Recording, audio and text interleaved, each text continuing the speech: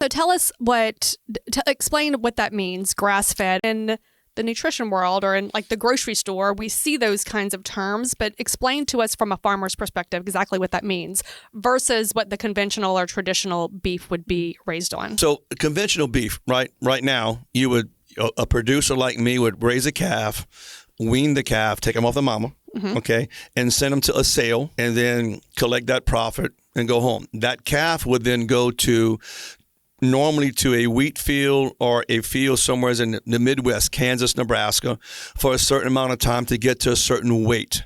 Then the feedlots would take that animal, bring them to the feedlot, and push feed to them to try to grow them quicker. Right, and that's the way beef's been done since 1940s, and there's nothing wrong with that. Right, I'm not throwing them under the bus. That's the way beef has been done since World War II, and that process has to be maintained to feed the world's population. They produce a lot of beef through the feedlots, so that's one model. But to do that model and to push the grain to them, they're not made to eat grain. Cattle are made to eat grass. Their function, that's their system. Right, so we are changing them a little bit by putting the corn and all the grains in them to increase their weight on a quicker basis.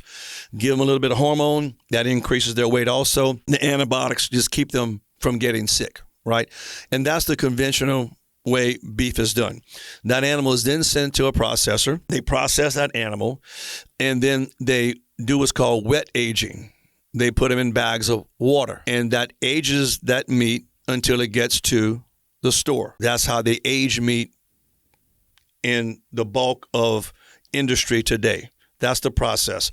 So when Rouse's gets it or any superstore, they put it on the package and put it on a shelf. That's how. So the butcher in the store is the one that's actually cutting the meat from larger Yeah, they'll portions. get boxed beef, is called.